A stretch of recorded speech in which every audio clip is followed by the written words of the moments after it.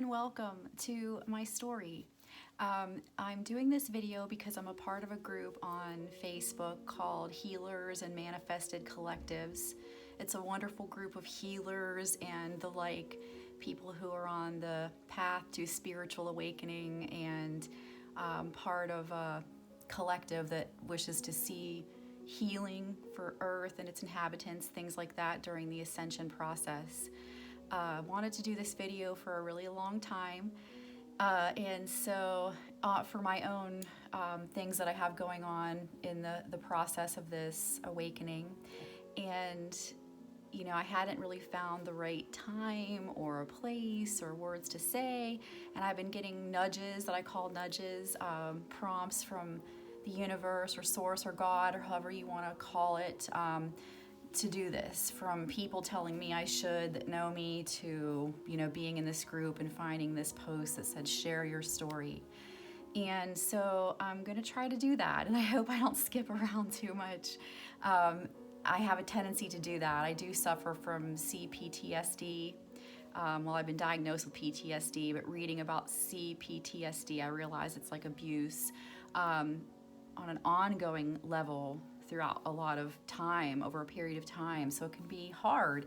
And sometimes my brain, it goes so fast, I have monkey mind, so I'm gonna try to share it as best I can without skipping around too much.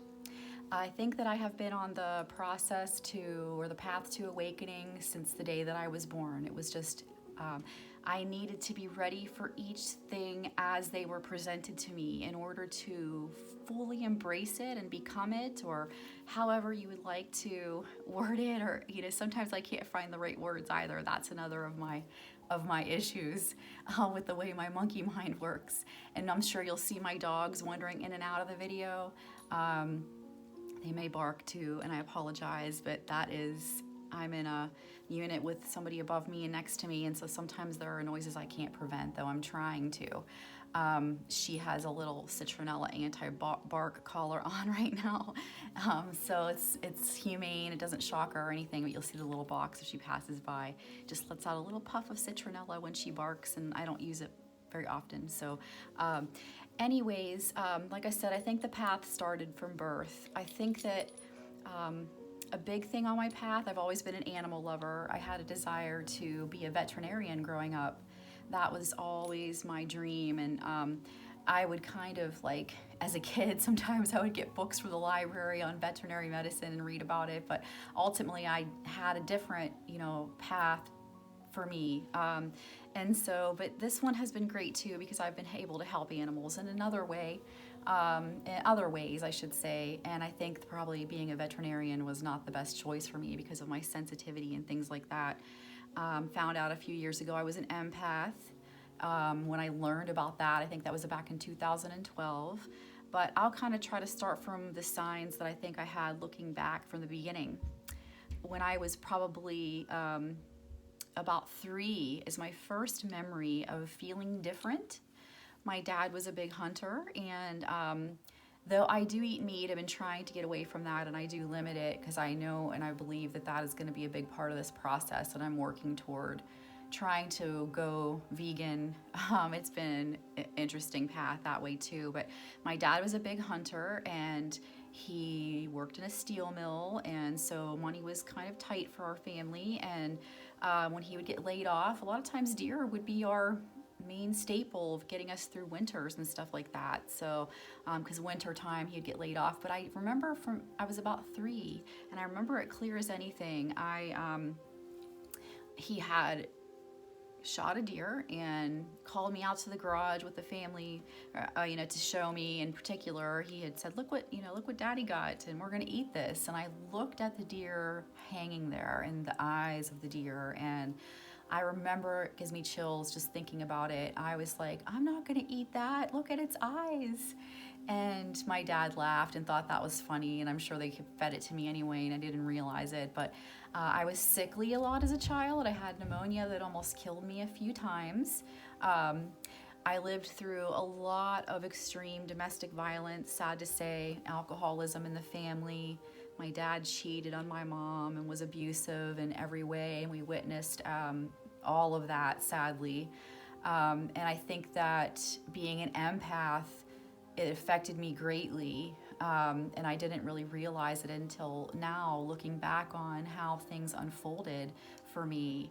The path has been very difficult, but it's been beautiful and amazing. And I've met the most wonderful people, and I've seen the most wonderful things on my journey. So I have a lot of gratitude, and it took a little work to get to that point of having gratitude, because there have been periods where I fell into victimhood, and I still battle that on a daily basis.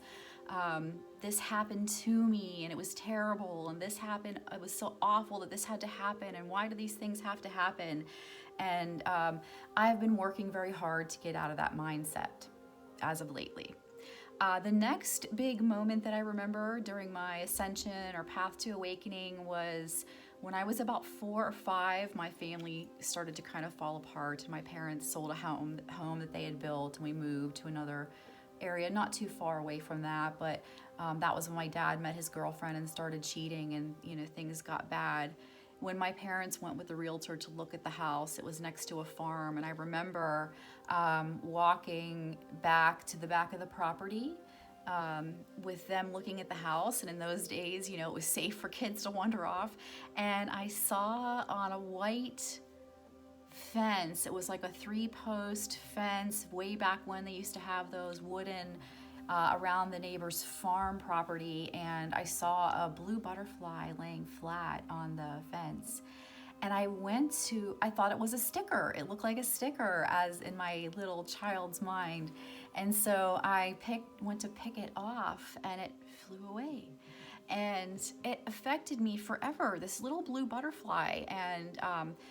And so I don't know why, it just felt like it was something that stayed in my heart and soul for all of these years. I'm 44 now.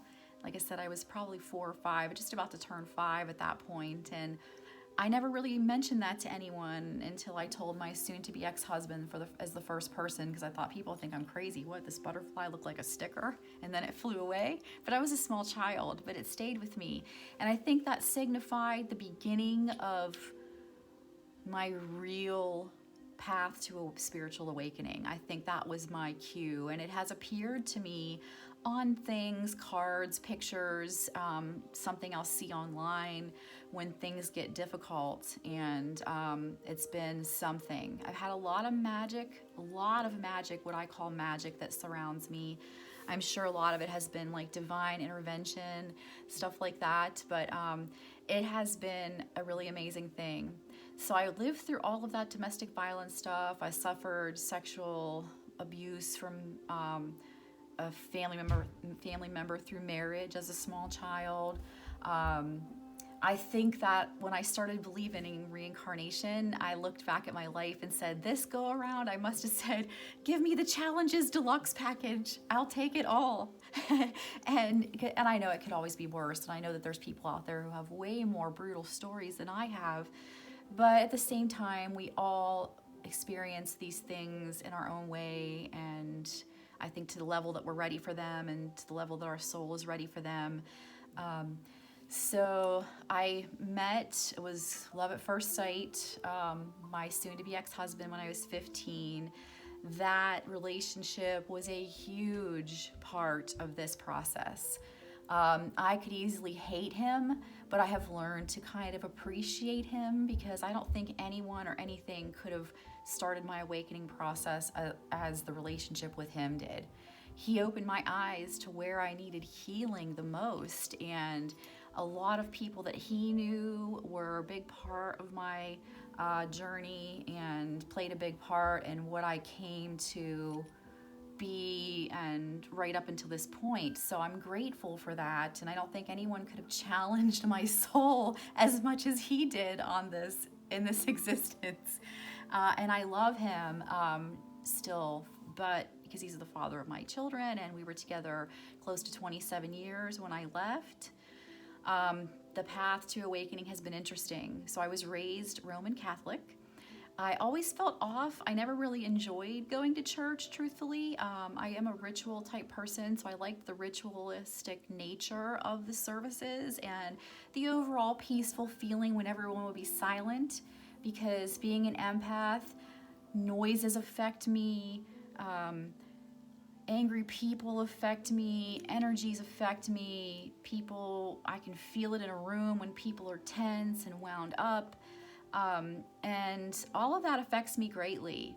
And so I never really enjoyed going to church other than, and I'm sorry, Mom, if you see this. I know that you're not going to like that. But I fell away from the Roman Catholic belief system. And that started after I moved away to another state with my husband and family. And because the beliefs that they taught me never really sat right with me, they just felt off, and like something was, else was meant for me, but I never understood that. And so after we moved away, same thing as my childhood, it pretty much repeated, except he didn't drink. He didn't have any type of a drinking problem. He was just mean by nature. And I have told him that, and he used to actually laugh at that because he had to agree.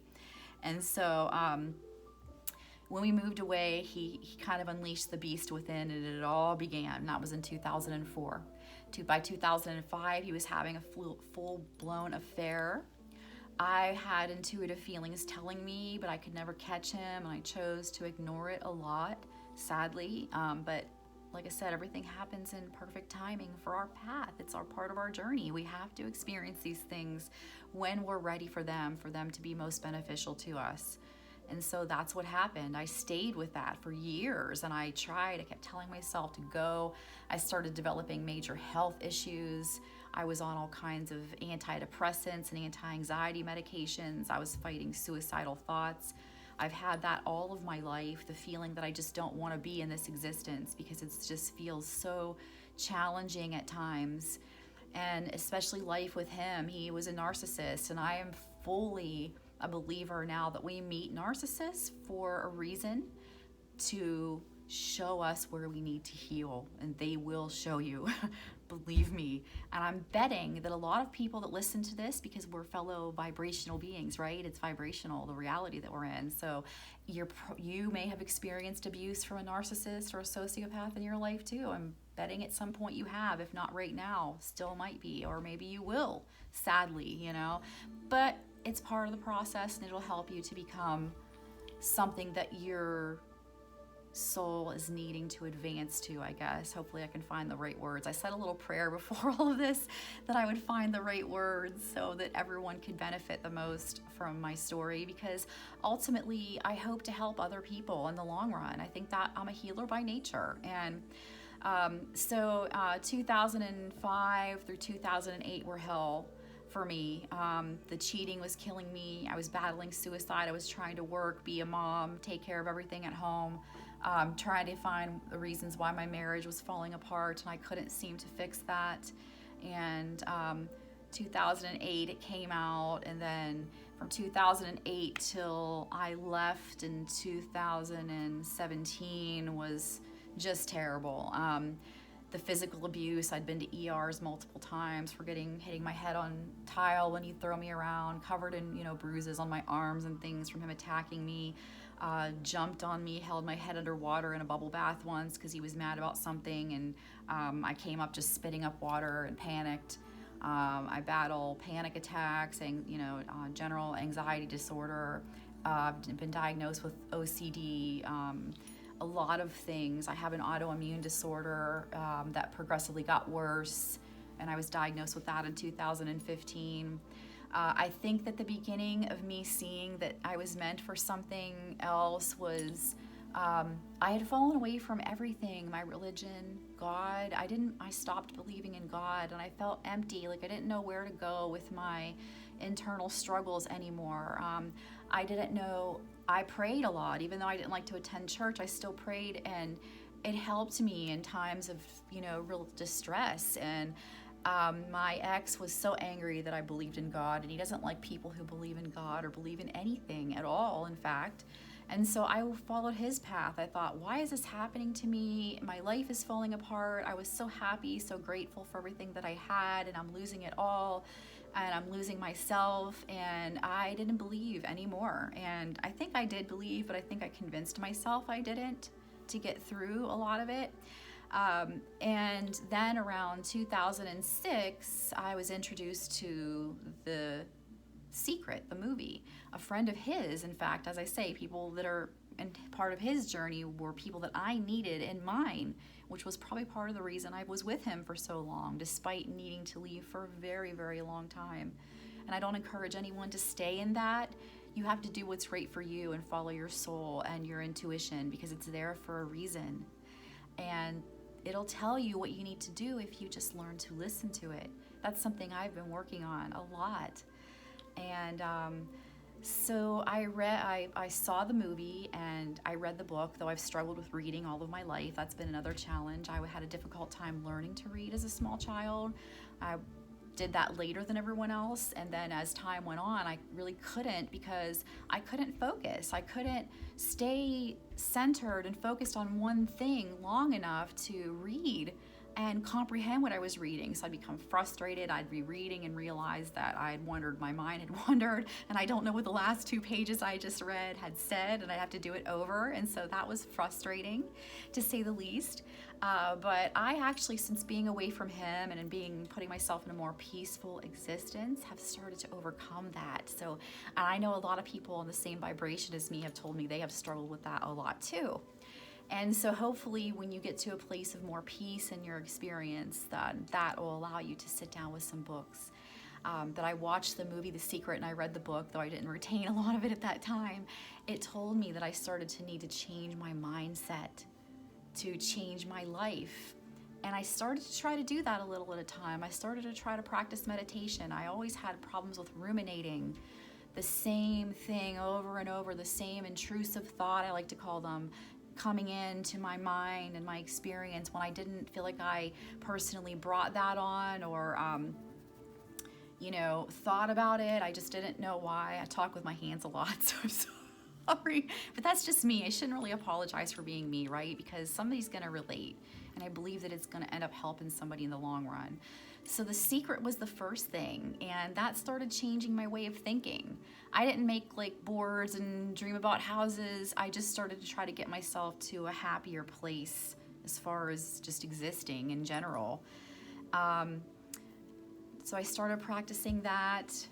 Along that path, I got a few books that I need to reread. Psycho-Cybernetics was one of them, I think it's called. I'm sorry if I butchered that, but I have to get that. 2008, after The Affair came out, I spent so much of my time crying and twisting in absolute excruciating pain I thought I would never, ever, ever come out of. I didn't even think I was going to be able to live anymore. I was walking through a grocery store and a book with a beautiful cover, red, with all of these hearts, caught my eye. And I'm like, I want that book. I don't know why. I don't even know what it's about, but I felt the energy pulling me to it. And I thought, I need this book in my life. And I ignored it a few times, and then I decided one day to grab it. I picked it up and I looked at it and I bought it. And it was just beautiful. When you flip through it, the pictures of hearts and just things that called out to me personally. Hearts are my thing, blue butterflies, dragonflies. Those are all kind of things that pass through my experience and draw my attention to certain things. And I think that's kind of been the key for me and a lot of people is, pay attention to what the signs around you are showing you, because I think a lot of people miss out because they're living in their mind too much and they're not seeing the things that are presenting to them to help them, to guide them like crumbs the universe leaves for you to follow the path to get to where you need to go. So I bought that book, and it couldn't have been more perfect for me at the time. It's by Louise Hay. It's called You Can Heal Your Life. I'm sure a million of you out there who are watching this have seen it, have read it. And I found out later that it comes in all these different covers, and I don't think that a cover could have been more perfect for me. Any other of the other covers I've seen that it has been published under by Louise Hay with different designs would definitely not have gotten me to pick it up like those hearts and those colors and the beautiful pictures did. The hearts all over it. It drew me in. It was the only book in the grocery store book aisle and magazine aisle that looked the way that it did.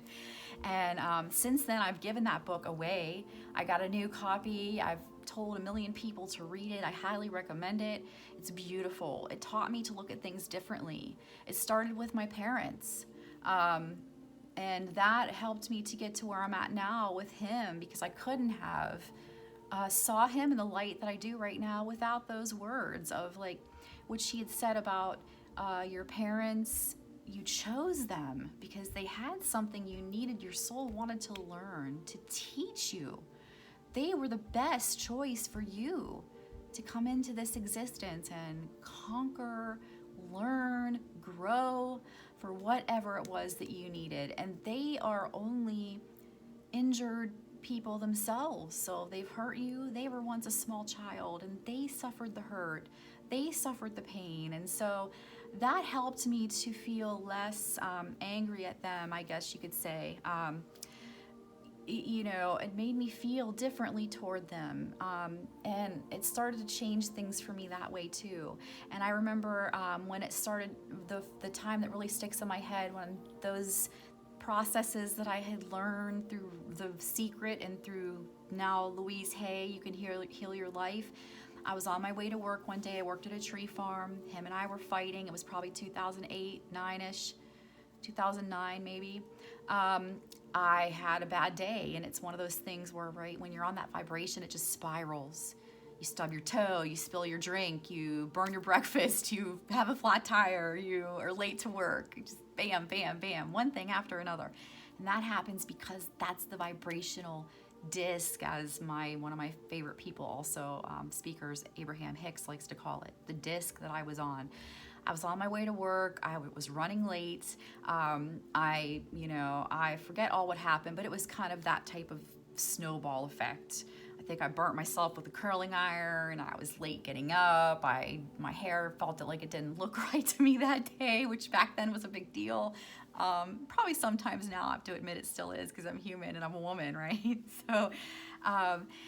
So I was on my way, and I was having a lot of problems with my menstrual cycle. I'm sorry, men, but I wasn't expecting to start, and I felt myself starting halfway to work. Now I have a blood stain on my pants. I'm so sorry for the graphic nature of that, but I was like, oh, I hate this day already. Oh my God. And almost at work, something hit me. No, don't let this ruin everything. You've already had this, and this happen today. You don't want any more of this, right? So change it now. And I did. I pulled into work. The sun was shining. The palm trees were around me. It was so quiet and peaceful there. And I was like, oh, okay, it's all right. It's okay. I'm going to be fine. This day it could have been so much worse. It could have been worse. This is a beautiful day, and it's going to be a beautiful day. And instantly everything calmed down around me. The day went, all of that spiraling stopped right in its tracks. I was centered, and it was a good day. And that is one of the things, when I look back through my timeline, that moment right there, I can remember where I was in my car when I started my period unexpectedly again for like the second time that month, and wasn't prepared, and in light colored pants and running late already for work. But it was okay. I ended up like running home. I got my boss to understand I needed to run home and get some clean clothes, so I did that. And he was a great guy, and he became a very big part of my journey too. And I appreciate him for what he brought into my experience. I'm sorry for that. My mouth gets so dried. I'm talking a lot. So, though those years were riddled with pain, and I mean, I felt like I couldn't take anymore. I had, my children had problems. My oldest son had fallen into drugs to deal with all of the fighting and everything at home. I was getting physically abused, emotionally abused. I was suffering from like gaslighting. He was like trying to make me think I was losing my mind, telling me I was losing my mind. I was going to end up just like my schizophrenic aunt, because he wasn't a cheater and he was so innocent, and I was like, maybe I am crazy. But I found that I'm not crazy at all, and I didn't need all those meds, and I'm not encouraging people to go get off meds. You have to do what is best for you and what the medical community, what you decide. For me, I didn't want that anymore. I ended up going off of Xanax and Zoloft and Neurontin and some Restoril, a sleeping pill that I would use to just put myself to sleep at night so that I didn't have to suffer the pain of everything that was going on in my life. And so people wonder, how can you smile about all this? How can you seem so happy and fine? I am healing, and I'm learning that, these things had to happen. And so, the next part of my journey was the first time we had separated a couple times, but it was only like a month or two at a time. And summer of 2015 was a biggie for me. This was a big part of my spiritual awakening process. Things started happening very fast. My weight had spiraled out of control. I was bigger than I'd ever been in my entire life.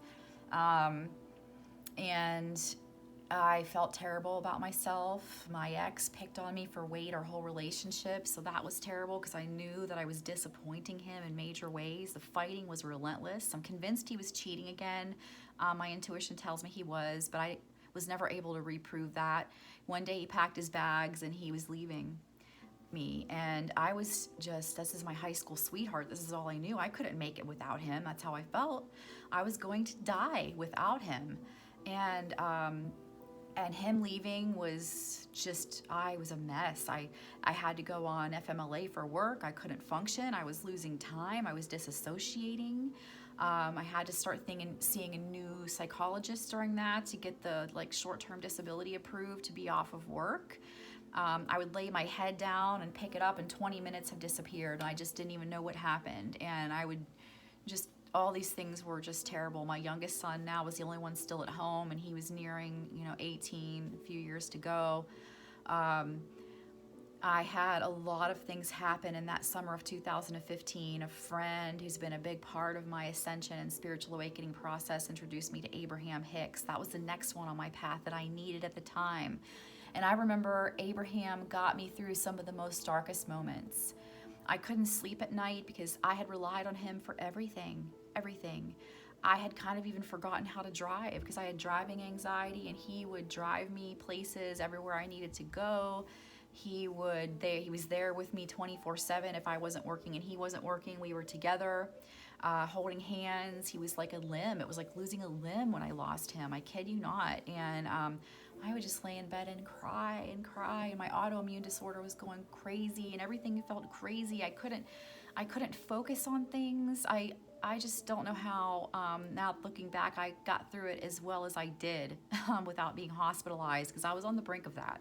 It was getting that bad, and I just wanted him to come home. In my mind, that was what I needed. I needed him. I didn't know about my inner self yet and how I could learn to rely on my inner self for strength and courage, and I didn't know that I needed that inner peace to survive in this world. I was looking to him to fulfill all of my needs. I'll skip back a little bit. 2012, I started to see repeating digits and 1111s on clocks, and repeating digits and number messages. And I wrote my first ebook that I self-published.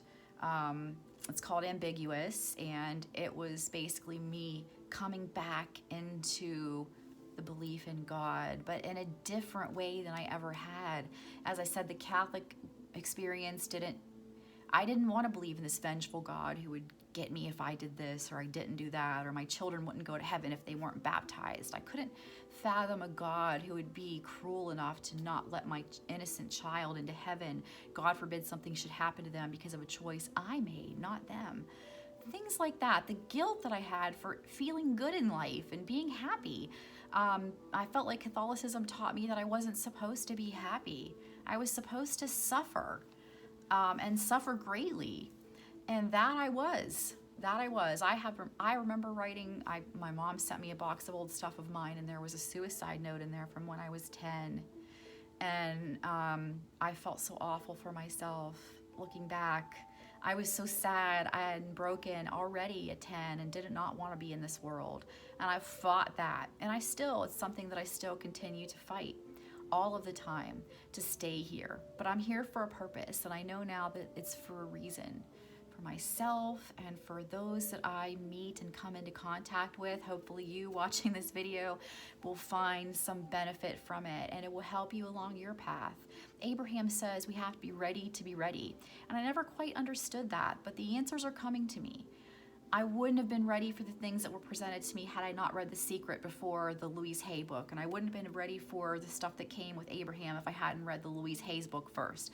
And then when Abraham came, I started my expansion was taking off, and I was falling apart on the outside because I did not understand it. I couldn't understand what was happening to me. I began to feel crazy. Things were looking crisper to me. I would catch gleams in people's eyes that felt like I was looking at an angel, a real life angel. And I know that I feel like I was, because they were there to introduce me to certain things. So I started believing again in 2012, and I kind of kept that for my husband because he was still going through what I now realize was our dark night of the soul. I went through dark night of the soul. If you don't know what that is, I encourage you to look it up. I watched a documentary about angels on Amazon Prime, and that talked about it, and I was like, oh yes, that is what I went through. What you were no longer works for you. What you're becoming isn't there yet, and you're stuck in this in-between. And it feels so uncomfortable when you're there. And you feel like you're going crazy, like you need to be on heavy medication, antipsychotics and things like that. But you don't. I don't believe that. I think that the people who are labeled as crazy have heightened senses, and senses that many of us don't even know exist for us yet, and they're tapping into that.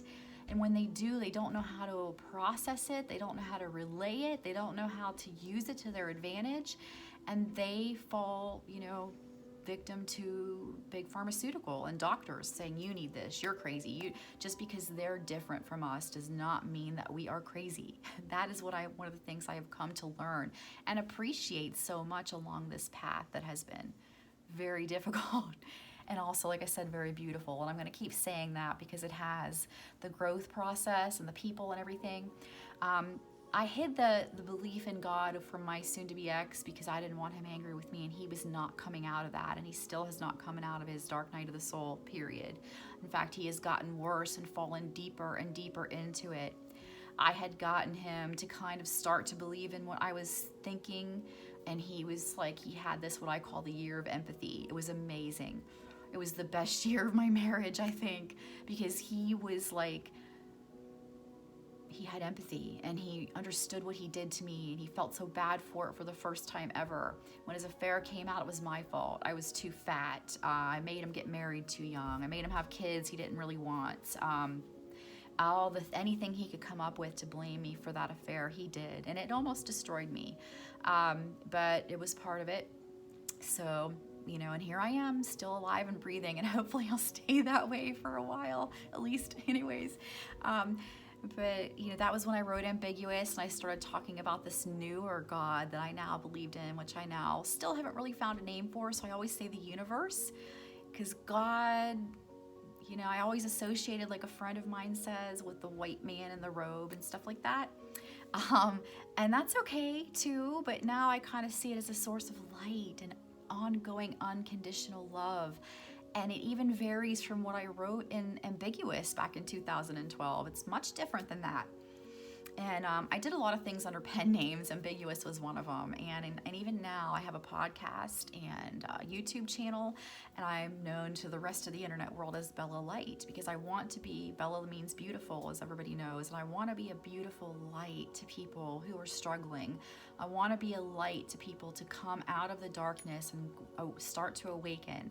I want to help them to understand what they're going through a little bit better, and hopefully interject something along their journey that will help in their ascension process, as well as mine, So, that's kind of why I'm always smiling. When I first moved back home to my hometown, away from where he is, 1,200 miles away about, I got bacterial pneumonia again, and I was really, really ill, and I was so sick. And the doctor's looking at me like, you have a fever of 104, and you just are showing bacterial pneumonia in your left lung, but you're laying here smiling and laughing with me. And I'm like, you don't understand, doctor. That is my personality. I could be on an excruciating deathbed and I will be smiling and conveying love as much as I can, and good emotion. I try that because that is what gets me through in this life. It keeps me more stable and grounded. But the numeric messages started to appear. By the summer of 2015, he had left. I was awakening at rapid speeds. I would go to bed at night because, like I said, I relied on him for everything. We went to bed together every single night at the same time, no matter whether one of us wasn't tired, whatever. Yet we went and we curled up together, and so I couldn't even sleep without him. I would just lay and cry and wish to die. Ironically, some of the things that have gotten me through have been things he got me. He got me an iPad for Christmas, and I remember he was so mean to me about it. I was like, oh my God, you're getting me an iPad? And he's like, yeah, and that's all you're getting, so don't get too excited, and pick out which one you want while we're here. It was like, it was just like that. He was so mean in so many ways, such a mean-spirited person, just in general, to everyone. And that was one of the things that helped get me through. I put earbuds in, or big earphones, which seemed to drown out, my anxiety and stuff. And I would lay in bed at night and listen to Abraham. And even before he left, I remember one of the Relax into Well-Being recordings of Abraham has like a space scene on YouTube. That was one of the first things I listened to, and I didn't understand what she was talking about. I didn't know who Esther was. I didn't know who Jerry was. I thought, who is this person talking about this lady all the time? Who is this Esther? And I never really read it, just kept listening anyway because something in me wanted it. Something in me needed it. And I wouldn't have been ready for the things that were to come from 2015 to right now had I not found Abraham when I did. So ready to be ready, right? That's what she says, and it's true. I was getting ready to be ready, and I still am. Ready for what? Who knows where my path is going to take me? Who knows what it'll bring? But I'm anxious to see, and I'm eager to see. Even though I know it's not all going to be pleasant and there's going to be more adversity and pain, it's okay for me because I have learned a lot of things. I have a lot of tools in my toolbox now, my spiritual toolbox, to help me on the path to stay grounded in things. So, veganism has been a calling. It's just been there. I try to limit meat. I feel guilty when I have it. I try to say a little prayer for the animal. I go back in time in a moment and bless it and hope that it didn't die in too much pain, and thank it for what it's giving my body, because I just haven't found a way to feel completely healthy without meat completely yet. But I'm sure it's coming. It's going to be part of my path. I can feel it. And I have friends that tell me that'll give me peace inside like nothing ever has. So I look forward to trying it.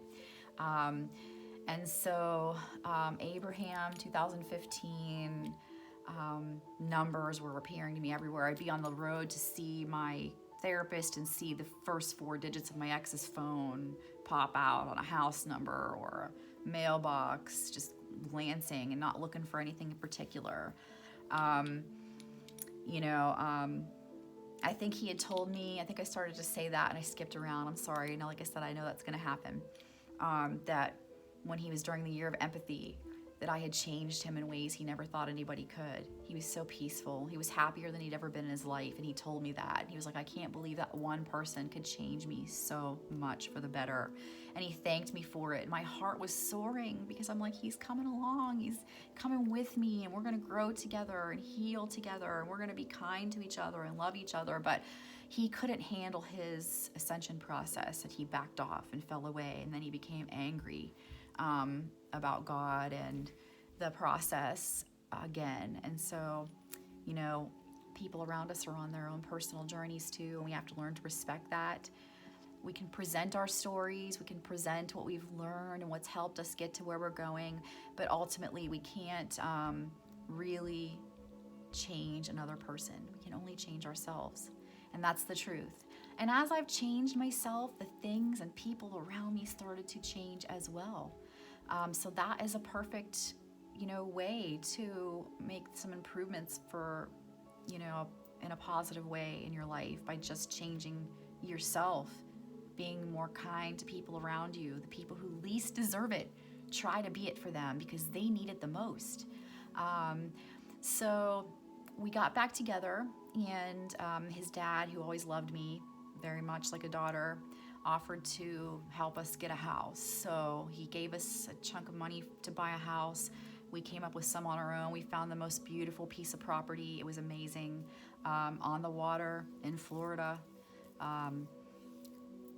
All of this water surrounding like 3 sides of my house. It was so peaceful. I would go out and there'd be dolphins hopping.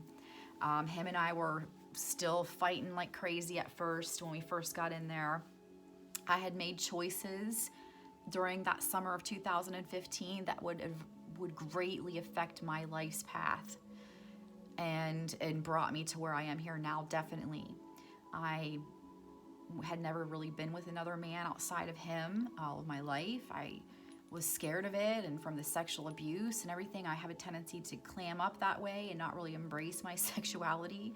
My dear friend and former boss, who was going through a horrible process at the same time I was. His wife was cheating on him, mine was cheating on me.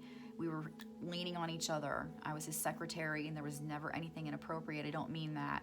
We became very close friends and cared about each other a lot, and were there for each other during these very dark times.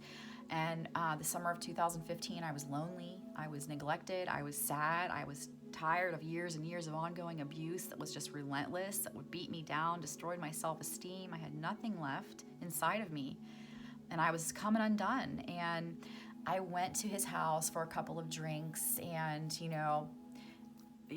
whatever happened, one thing led to another, and I ended up being with another man. I was married. I felt horrible about myself for it. I beat myself up every day, but when we got back together, I thought, I just wanted my ex in my life so bad that I was willing to do anything to keep him there. And also, we had our youngest son, only had a few more years of school left, 2 more. And I didn't want our life had started to settle down, and I didn't want him to have the last couple years at home riddled with more pain and fighting. And so I made a vow to myself to confess what I did while we were separated after my youngest son graduated and moved out. And I did just that. And apparently what's good for the goose is not good for the gander, because he got rid of me at that point. He discarded me, and I ended up having to leave because of the physical attacks were becoming so brutal. But the lies, the betrayal, the endless abuse that I suffered at his hands didn't matter to him at all. What only mattered was that I was no longer perfect in his eyes, and he hated me for that. He told me that I was his light. I was his, he told me all the time, before I ever knew about the empath stuff, for years and years, since we were 15, he was like calling himself an energy vampire. He said he fed off of other people's energy, and he needed it. He was empty inside. And he told me that you have to be happy every day. You have to be smiling every day. I need your light. I need your positivity to feel anything. And he would become aggressively angry if I woke up in a bad mood. So there was a lot of pressure on me. It's no wonder I was coming undone at the seams, because you cannot be the source of somebody else's happiness. It just isn't supposed to be that way completely. It's not supposed to be that way. You can bring joy to their life, but they shouldn't rely on you to feel. And I was just getting depleted. I was drained. I was depressed. I couldn't function a lot of the times. It was so hard, a lot of pressure to be that for somebody 24/7. And so, after I told him that happened, meanwhile, back in 2016, I was led to take a Reiki class. So this actually started in 2015. My psychologist was a holistic-based person. And she told me one day, she says, I buy massage sessions and Reiki sessions in bulk off of somebody for my clients for a courtesy. I highly encourage you to go get a Reiki session done and a little maybe short massage with it. I didn't even know what Reiki was. I didn't understand what energy was or vibration was at the time. I was starting to because of Abraham, but not completely. I had no idea what Reiki was. I just knew that I needed relief. My autoimmune disorder was flaring that one day. I had tremendous pain. It's based in my bladder. in my urinary tract. So my immune system will attack my bladder and urinary tract like it's a foreign object. So stress aggravates that. I was having a flare. We were separated. I was a mess. I was off of work. I didn't know what Reiki was, but I thought if she says I need it, I probably need it. And I went to my friend who introduced me to Abraham, who's been part of my life like a second mom. And she was like, you need Reiki. I didn't read about it. I didn't learn about it first. I just went open-minded to the session, wondering what in the heck this was gonna be like. It was amazing. And the Reiki teacher, the Reiki master that was there performing my Reiki session and giving me, she was a massage therapist as well. So I got like a foot and leg massage. I was laying on the table. I got the Reiki. She'd put her hands over me and I could feel like a buzzing in my skin, and I'd have my eyes closed, but I knew although her hands were up away from my body, I could sense where they were. I could feel this tingling and it was unbelievable. And I was like asking her, I was more relaxed than I had been in years after she was done with me. My bladder pain that I went in there with is excruciating. I was pain-free for 4 hours after the session. I went home and slept like a baby for like 3 hours. And I was like, oh, refreshed and feeling better when I woke up. And so that was like, what happened to me? What was that? And I was trying to ask her, and I remember she said something to the effect, they always say that when the person is ready or is in need of it, the Reiki master will appear. And I was like, whew, I got chills when she said that, and it stayed with me. It was one of the things, and I know she was one of those people. I'm fully convinced that her and that psychologist I was seeing and her secretary, they just had this glimmer. They were part of the angelic world, I swear. I know it. They were guiding me. They were trying to get me away from him. My therapist would say, I feel like you're like one of the last remaining good souls on earth, and my job is like to protect you from him. I feel like that. And it was so funny because she said that, but I just didn't know what happened. So I started looking into Reiki and reading about it. And I'm like, wow, this is interesting. But if I had read about it first, I wouldn't have been ready to be ready, right? You got to be ready. I would have had my own opinions formed. I would have not been as open-minded. And I think that the best way to understand Reiki is to experience a session for yourself. So, because you will see with your own two eyes, it's amazing. So in 2016, after we'd been in the house, our new home, about a year, and I was loving my life, the beauty around me, the nature, I was out in it all the time, which was making me ascend more rapidly because nature is very good for our souls. So I was out in nature. I stumbled upon a Reiki class online, took it with a wonderful person. She's very gifted and as a healer. I'll give her a plug. It's Lisa Powers. If you look her up, you can find her online Reiki classes. I took the class. I was just so sucked in and I wanted more. Along this path that has been riddled with abuse and pain has been the desire to absorb like a sponge things that are beneficial to me. I've done juicing. I've tried, I drink a lot of water. I don't smoke cigarettes. I don't consume caffeine. I don't really drink alcohol very, very often at all. A couple times a year, maybe, if that, once in a while. I try to stay away from that. I have a lot of unhealthy habits too. I've been trying to lose weight and get myself down to where I need to be. So Abraham was the start. So I got the Reiki certification. I loved it. I started doing distance sessions for people. I'd sell them online or for family members, and people's lives were starting to change. And I would have like restless body syndrome at night, and I'd wake up and give myself a Reiki session in the bed and pass out peacefully. Or I'd have pain from my interstitial cystitis, and I'd give myself a Reiki session and it would ease. And it just became fascinating, and I wanted more. I wanted more. So I did the Reiki level 1, 2 and master class, and then I did her animal Reiki class, which was amazing.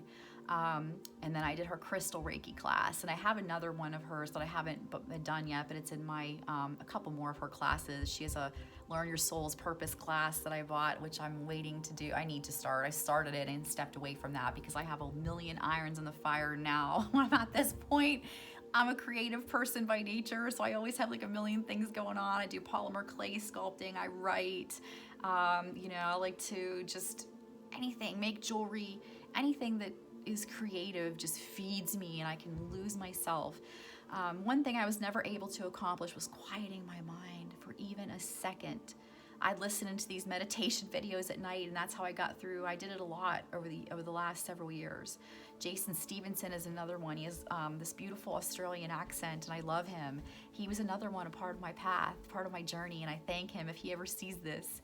Thank you, Jason, for your videos, meditation videos, because they got me through the worst times of my life, along with Abraham.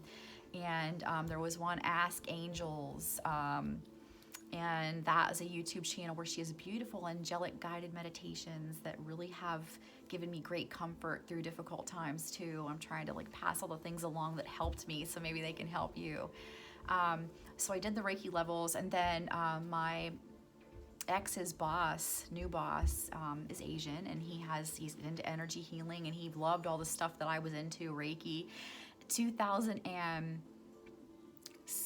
The summer of 2017, he booked us a flight and flew us to Toronto for the second time, the most beautiful trips that he did for us. He knew what I was into, and he felt that this class called Access Consciousness, Access Bars, would benefit me and benefit him. So we went together to this class, and I got certified to run access bars, and that is like 32 pressure points on the head that are good for phobias, addictions, depression, mental illness, you name it. I'm sorry, there's a weather warning going off on my TV. I think there's a little storm moving in, I see it. But so I apologize for that noise in the background. So I did that, and the class was amazing. I'm terrified of heights all of my life. Can't even be on a ladder without being like, oh, I feel dizzy. Oh God, I'm terrified. I couldn't be in a balcony on a hotel and look over because it was just so overwhelming. I remember that night we got back to the hotel after I finished that class and got the certification, and I found myself leaning over the balcony watching people. And I looked at my ex and I'm like, look at this. I'm leaning over, and I didn't even realize I was doing it. And so the access bars have been a great thing for me. Once you learn how to run them, you can ask them to run for you, and every time you run them for somebody else, you benefit as well. It takes an hour, 5 minutes per bar. That was my part of, again, I had to have him to get me to his boss, who got me to that, so I can have that under my belt and in my spiritual toolbox, right? So that was another person that I have to give great gratitude to my ex for, because without him, I wouldn't have that. And it has helped me and other people that have been around me greatly. The Reiki sessions were becoming more magical. I was becoming more and more intuitive. I was picking up on feelings and things and seeing things and then having them happen. Seeing a number 222 and realizing what I was thinking about, looking it up and finding the meaning correlates totally with what I was thinking or doing or what was going on in my life. The message has been amazing. So the bars, that was the next thing. A few months later, my youngest son graduated. That summer, my youngest son graduated, moved out. I did exactly what I was going to do, told my ex what had happened while we were separated, and he lost it, and he attacked me physically over and over again. I went on autopilot, bought a ticket, and left. I knew at this point I needed to. I felt too afraid for my own life to stay any longer. I hope someday this path takes me to raising awareness for domestic violence too, because that would be something that would be so great for me, coming from the childhood that I came from and the marriage that I came from. I would love to be able to help other women and men on that journey to becoming abuse-free. So I'm hoping that's part of my path. But since then, I have been, I left. I fully thought we were going to work it out, but that wouldn't have been the best choice for me. I've come to learn along this path that the things that we want aren't always that are best for us. And it's always been a blessing in disguise for me when they don't come. I have to end up being like, thank you for that thing I wanted not coming, because now I have this instead, and it's been so amazing. And so, so I have those Reiki classes under my belt. I got the access bars. Those things have gotten me through the time alone. When we made the split and I left, I took one of my 2 dogs. The other one I had rescued. She was a mess. She was abused profusely. She was a puppy. She was about to die, skin and bones. I had took her in, nursed her back to health. I spent a month on the floor with her every day, petting her to get her to eat her meals because she was too nervous to even eat after everything she had been through. And he ended up keeping her, which breaks my heart. I miss her every day, but I told her, my job in this world was to get you a good home, and he's so good to animals. It's the one thing he's good to, and him and her are best friends, and so she has a wonderful home and a wonderful life, but I miss her every single day. She's never gonna leave my heart, you know. That was very painful. I went from a house on the water, paid off car, paid off house, all of these things, to a studio apartment, one room. I ended up adopting another dog. I rescued her too, because my little Chihuahua that I brought with me was suffering depression greatly from the move and being away from his buddy, my other dog that he had for the last 4 years. And I didn't want him to suffer, so I adopted her, and she needed me so much. So it's been amazing because she's just as nervous as I was in this world. She's a nervous wreck, and her and I have been learning to trust together again. So, and I promised her she'd never have to go through another home, because I think I was her 4th or 5th home in her first 9 months of life, and she's just a sweetheart, and I love her so much. So she wouldn't be part of my journey if all that wouldn't have happened, and I love her to death. And so, you know, we have to suffer loss, unfortunately, to gain. So that was terrible. I found myself the first year that I was gone, September 2017, I left, just could not function. I would cry for months at a time, just months, laying on my apartment floor, this one room apartment. I lost everything. I was driving a beater car that my nephew lent me. Thank God, I'm grateful for it, but wow, was it an experience. You know, I got up here, I could have never even hardly drove anymore, and here I am on this car that has like 200,000 miles. It's old. The window won't go up on the driver's side completely. And I had my dog registered as an ESA, so I would take him in his little red vest into stores, into restaurants, anywhere you name it, I had to go to get out of my apartment. He helped me get there. He was my best friend, my light, my everything right then and there. He kept me alive. I remember one time I was crying. I was sitting on the floor crying so hard in that apartment. Those walls knew so many tears. And he came over to me and put his head down like that and put his forehead right over top of my heart and held it there.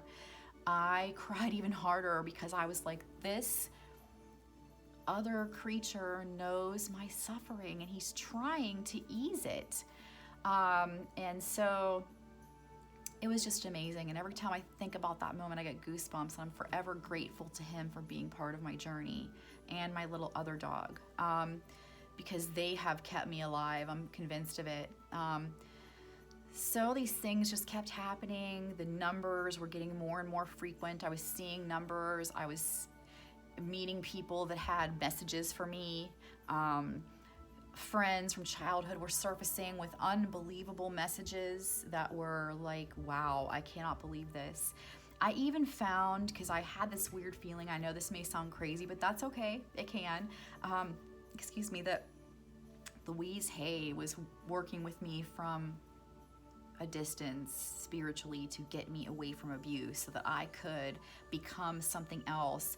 I was like started to raise butterflies, and I was letting them loose, and there was this message of the cocoon and the transformation and the emerging as something new that was just surrounding me everywhere I went. And so months after I left, I thought, has she passed away? I wonder when she passed.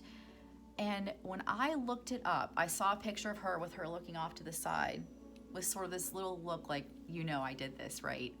And she had passed away at the end of August 2017, right when I had revealed what had happened in my life and everything fell apart.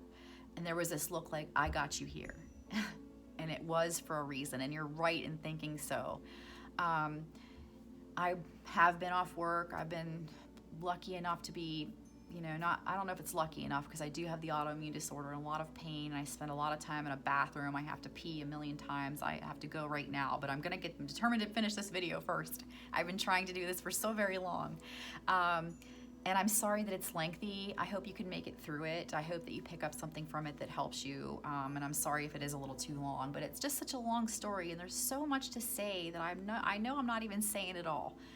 But I knew, I was like, oh my God, that's right around the day that I told him, and something was pushing me to tell him, push. We ran into my old boss that was part of that confession. There was hurricane coming, Irma, hurricane category 5 coming right at us. And it was a terrible time to do this, but something in me pushed. It was the time. Now is the time. You have to, and I did. And now I see why. And so, you know, when I got up here, it became struggle, trials. Like I said, no car. I thought people must think this woman is a basket case. Here I am with my little dog in an ESA vest. I'm driving this car with the window down. It was wintertime up north, so the snow is blowing in on us. It was 20 degrees. I'm trying to just survive on the road. And I'm like, I pulled into like an AutoZone type place, and I'm like, can you please tell me what can I do to make this window stay up? I don't know what to do. Like I can't drive around. Me and my dog are freezing to death. The heated seats were broke, so one time it kicked on and it started getting so hot it was like burning me so bad from behind that I had to like lift myself up off of the seat to make it home. The guy says, I don't know how to fix that, but I could sell you some Gorilla Tape. I'm like, okay. So I went out and I pushed the window, I'm like, pushed the window up as much as I could. I got it like to like a 1/4 of an inch with all of my might, and I just started taping on the inside and outside of the car. And it worked for me for like as long as I needed it to, but it started to come undone at the last bits that I had the car. And here I am one day pulling into the store. This is like a synchronicity. As I started awakening, the synchronicities became amazing, and I kind of wanted to share that, but this is getting lengthy and I'm worried I'm probably gonna run out of space on my phone if this cuts off. I'm sorry. But I remember like I was driven to go to a store in my hometown one day, aside from the town I was living in, just about 5 or 6 miles away. And I'm carrying my little dog in his vest, and I just insisted on going, though the weather wasn't great and I didn't really want to drive. I went anyway, and I listened as I was walking through the store, and I made a video of it, and I'm going to start sharing these things in a blog. The song My Hometown by Bruce Springsteen was playing, and I'm listening to that as I'm walking through this store that is my hometown that I was finally back to. I was home, and this is where I needed to be to heal. And I was like, oh my God. I came here with tape streamers blowing out my window, carrying my little dog, people judging me, giving me looks to get to this store with this car and this dog going with me. But that was so magical when I got there to have that song playing on the overhead speaker of all songs while I was in my hometown, while I did everything I could to get myself out of that little apartment, fighting agoraphobia and all of these things that were consuming me. And so that was something I needed to hear that day, so I can remember that always and have that little video to remind me of all the magic. Like Abraham says, if you truly realize the forces that are unseen that are working to unravel all of this stuff for you, I don't know how another way to word it, the intricate synchronicities and situations that are being arranged for you, with you, and you don't even maybe realize it with the vibrational energy that you're giving off, you would be so humbled and grateful and inspired daily if you start noticing these things like that song playing of all songs. So I did what I had to do to make it through 2017 to 18. Family, friends, helping me, you know, giving me things I didn't have, starting over, buying what I needed when I could and when it would come up, missing my home and my dog and that view. But it really felt like it came down to material things or my well-being. And so I didn't know when I was going to get out of this little studio apartment I spent in one room. But I surrounded myself with my crystals, and I used Reiki, and I learned finally one day in December of 2017, sitting out in the car in the snow, coming home from somewhere, I just decided to try to quiet my mind, and for the very first time in my life, I was able to have silence in my head. It was so beautiful. The big snowflakes were coming down. I could feel it. I was transforming. And I would be like listening to things that were helpful to me, inspiring to me, and I would write a message in a little notebook and look up at the time, and it would be 255 or a 44 or a 33 or a 333, and I'd look up the meaning and it would totally correlate. I have a full notebook of these. I was writing myself letters at bedtime, little notes to tell me I was not all the things he said I was, to remind me that I was okay and going to be okay, and that everything is really okay in the end. And if it's not okay, it's not the end. I swear it's true. And I'm living proof. This has been a lot of pain and agony and a lot of things to overcome. But at the same time, I have been told by a lot of people that I have inspired them, and that just makes me blossom even more. Because I realized that I started to look at all the people along my path as almost characters in the play that was my life, that my soul had decided on before I got here. What it wanted to learn, where it wanted to go, how it wanted to experience, what it wanted to experience, and how it wanted to experience it. And so all these people started looking like characters, playing a part to assist me in my ascension process, my spiritual awakening. And even my narcissistic ex became that. And I started to, though I had a lot of periods of hating him, I prayed for his well-being, I prayed for his peace, I prayed that he find light. I prayed for him. I still do. I'd send him Reiki, and I know those of you who practice might think that's unethical, but I would do it in a way that I would ask his higher self if he would receive the energy. If the higher self was open to the energy, I would say, okay, let him have it. And if he didn't want it, please allow it to go to somebody else who did need it and did want it instead. So that way I wasn't being unethical and forcing something on a person that didn't necessarily want it. So I have purchased, I'm so sorry, my dog decided to climb and bump the stick that I'm using here to record this. I'm probably going to have to wrap it up here real quick because now it's teetering and I'm going to have to hold it like this. Self-help book after self-help book would pop up. I have just an amazing amount of stories to share. There are so many that I would be talking to you for 4 hours if I share them all, because they all have been incredibly magical and they've all had made me go, whoa, and give me goosebumps. And when you feel that, that is, your guidance, your spiritual navigational system, telling you, hey, this is good. This is where you're supposed to be. This is what's happening, and I haven't fully lost belief that he will come around. I have to believe that one day he will. I may not be ready to have him in my life again. I may not ever need him or want him in my life again after everything. But who knows what the future holds? You just never know. And I have faith that he will start to feel better as a person. And I want him to, for himself and for our children and, and everything, and all of our family members and stuff like that he has to interact with, because he can hurt a lot of people, sadly. But since leaving, I've taken a life coaching class so I can help myself. I started taking an Ericksonian hypnosis class. I have several other classes I've been trying to work on, meditation creation. I have a lot of things in the works that just wouldn't be able to be here without all of that incredible pain and anguish and suffering and loss. I lost my home, I lost my dog, I lost my husband. My life had become like an absolute country music song, right? I lost everything and I had to start back over. But then I ended up recently getting a new place. Everything that I needed was given to me. So if you are on your, not given, I shouldn't say that, I mean presented to me in some way, whether it be a person who had it, whether it be, a family member who helped me, whether it be a check that came from something I did online or something I sold, I would have it right when I needed it. And so I have been so blessed and so well taken care of during this process that I feel surrounded by a million angels. I definitely would like to tell some more stories. One in particular, I'll share with you, and then I think I'm gonna cut this video off before it gets too much longer. I have a childhood friend who, when she met me as a child, she said she thought I was an angel. She was convinced I was an earth angel.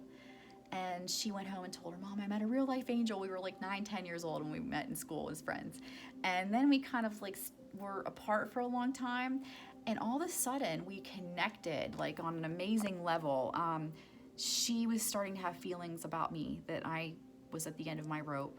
And I talk about this in my podcast. She came to me not knowing anything really about it. She just knew she was being like nudged, as I call it, to reach out to me. She showed up a few months back in my experience, and that's when everything really started to turn really fast. She said she'd be passing by an apartment complex she didn't even know I lived in yet on her way to work, and she would tell her son, I have to find Mary, I have to talk to her, I have to tell her everything's gonna be okay, and I'm just so worried. And it turns out 2 of the days that she felt that, I had been laying on my floor, suicidal, contemplating it, picking up bottles of Xanax, looking at them going, I could end all of this really fast. I could just be done with all this. I'm so tired of it. I can't go through any more. And, you know, because at the same time during all this, my dad was diagnosed with stage 4 lung cancer. It was everywhere. He's almost completely cancer-free several months later now. It's an absolute miracle. Everything has been miraculous, and I'm so grateful.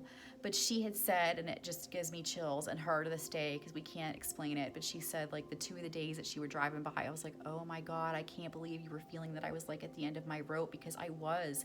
Those 2 days were probably the darkest I had experienced on this whole path to getting here. Excuse me. Laying on my floor in the fetal position, bawling, doing bare minimum to get by for days, just enough to feed my dogs and get them out to the bathroom and back in. And she knew it. And there is no explanation for that. We hadn't even had contact other than Facebook in years, and that was minimal. And I'll cry over it even now.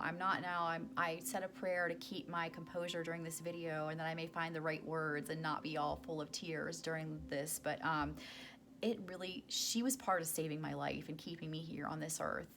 And so, you know, I'm grateful. I have gratitude. You know, she was describing exactly what I was going through, even though having almost no contact with me for over 20 some years, you know, and her and I will connect that way. When I was back in my state where he lives down in Florida for divorce hearing, I had this darkness come over me where I felt that again. I wanted to end my life, and I wanted him to see me do it. And I thought about doing it, and she picked up on it. And she like messaged me, and I woke up to all these messages from family members, something from my sister saying, you know, you're loved by so many, never forget that. And I hadn't reached out and told anybody I was contemplating suicide all night in bed. And yet I woke up the next day. Before I could do anything, I got drowsy, fell asleep, and woke up to all these messages of love and support. Exactly what I needed to hear when I needed to hear it.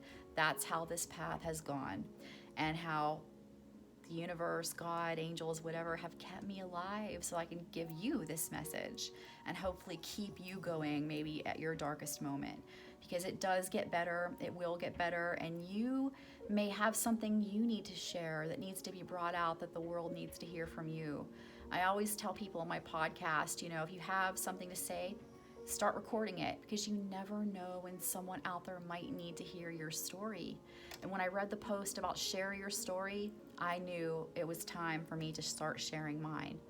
I have a podcast, like I said, and a YouTube channel. I show the abuse I endured in a video I made to help me.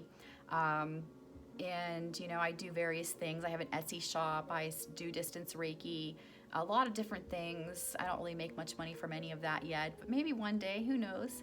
But all in all, it's been a path. It's been amazing. I've had trips, seen things, done things. Woke up with big rainbows outside of my house, feeling like I just lived in a magical universe. And now the thing that I had wished for the most was a place for my dogs to be happy and have more ability to run and move. I have a little yard of my own now. I got a place to rent with woods and a beautiful creek surrounding 3 sides of me, basically, now. Almost as beautiful, just as beautiful in its own way as what I left in Florida. And so I thought I'd never have anything that brought me peace again. And here I am, out of that studio apartment. Everything fell into place. People were giving me things I needed. They were appearing to me. I'd pop into a thrift store. I was at a thrift store like Blue Butterflies, and I thought, I wonder if there's anything in here with a blue butterfly on it for my new condo the day I got the keys, when I got the paid and everything. Sure enough, a picture with a blue butterfly on the wall in there for like $1, and I got it. Stuff like that. Once you start getting on the path and following the crumbs that the universe leads for you, you'll notice that you'll start having synchronicities. I have a podcast, Synchronicities, Serendipities, and Repeating Digits. That's where I talk about these experiences too. So if you want to hear more after this lengthy, winded video, I encourage you to go there. Bella Light. Like I said, I didn't really want the world to know my real name and be online to everyone, but I think maybe, it might be time to just go ahead and be myself and not Bella Light anymore, because this is me, Mary, you know. But that name, I hope would draw people in, and I hope the blue butterfly might be something that some people find as a symbol for themselves, that are like, I need to hear what she has to say. We're vibrational beings, so the universe is going to guide us to each other as we need each other and as we need to hear the messages that we have. The last thing that I want to tell people about, if you've experienced abuse, is what helped me greatly. A program called NARP with a woman called Melanie Tonya Evans. She is amazing, and she saved my life too. There have been so many times I came so close that it scares me. But her program, NARP, has helped me in my healing journey as well. And so those are the things I just wanted to share. The ascension process has been brutal. It has been agonizing. It has been terrifying. It has been lonely at times. It has been devastating, but it has also been beautiful, amazing, forgiving, giving, healing. And I can't think of anything better than that, right? It is healing and becoming whole, and maybe helping others to become that. So I hope this video wasn't too long for you. I hope that you were able to get through it, and I hope that it helps you. There's so much more that I want to say, mainly that if you feel like you're going crazy, you're not. It will be okay, I promise. You're going to learn, you're going to grow, you're going to heal, and you're going to become the beautiful butterfly that you were meant to be here in this spiritual, this human experience that we're having. These spiritual beings that we are having a human experience. And you're going to see these synchronicities just blossoming like spring flowers in your life when you start embracing instead of resisting the changes that you're going to go through and what you're going to have to go through to get to where you're going.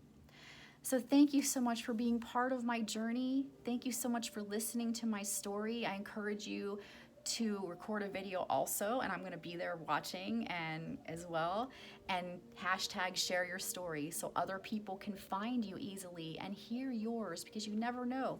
You have something in you that other people need to hear, so go get it out, okay? And enjoy life and enjoy this experience, because it's a beautiful one. Take care.